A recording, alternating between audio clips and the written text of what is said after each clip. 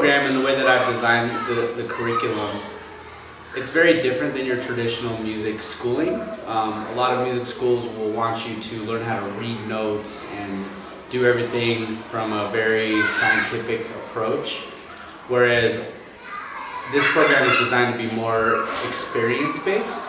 So when you first walk into a classroom, you might see a bunch of kids in here just randomly grabbing instruments and making what sounds like noise.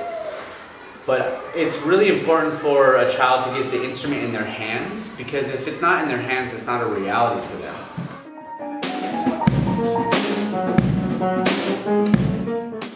If you get a group of kids in a room and just hand them instruments and don't put any pressure or don't put any expectations on them, then they're more likely to want to discover the instruments. They're more likely to want to explore the instruments. And once they've tried them out, then they can decide which ones they're really drawn to, which ones that they take an interest in, and then you can go further with them with that instrument because you know that they're excited about it. If they're not excited about it, they're not going to want to do it, especially in this day and age where you have so many options for how to satiate your attention span. Hi, my name is Joshua Abeyta. I'm from Denver, Colorado. I'm 34 years old. I am a professional musician and music educator. I work with a program back in Denver called Youth on Record. I subcontract through my own business called I Can Jam Studios, and we basically work with different schools and nonprofit organizations to provide a variety of creative education and programming. I also play in a Chicano funk band back home called Los Mocochetes. We were just nominated and won the award for Best Latin Band of 2017. So I'm up here in Cheyenne, Wyoming, working with the ASK program, After School for Kids, and having a really good time. This is my second year doing the summer camp. We've done a variety of after-school workshops throughout the school year, and then some summer programming to bring music education to the kids up here in Cheyenne.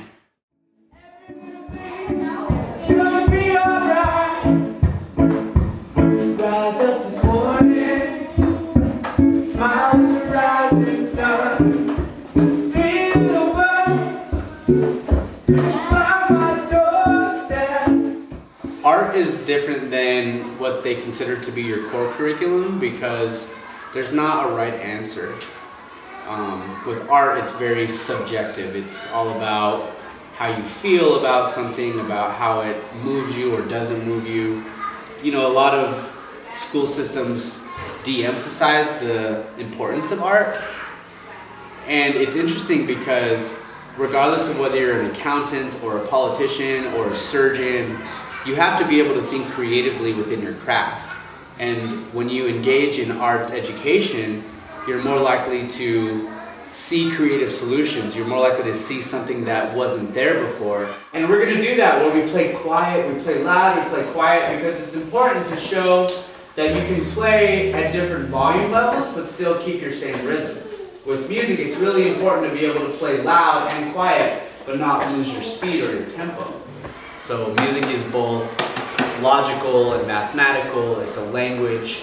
It's very scientific, but it's also obviously very creative. Music and art saves lives. And for me, music has been the most powerful medicine I could turn to through my life. My whole life I've struggled with depression, anxiety. I had a lot of obstacles to overcome when I was young. And I engaged in a lot of really destructive behavior before I had a positive outlet to turn to. But once I discovered music, music helped me to remember my power and how powerful I am and how much I can do to heal myself without having to turn to pharmaceutical industries or medication or self-medication through alcohol or things like that. Music to me is the most important thing that I can do with my life, and it was really important for me to hear at some point that I was capable of doing it and that someone believed in me.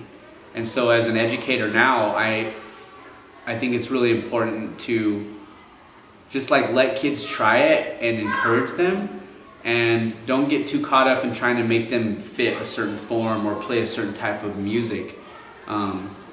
Even a kid who doesn't know how to play the guitar, who doesn't know how to make an A minor chord, can sit down with an instrument, and as soon as it's in their hands, they light up. They just like explode with joy.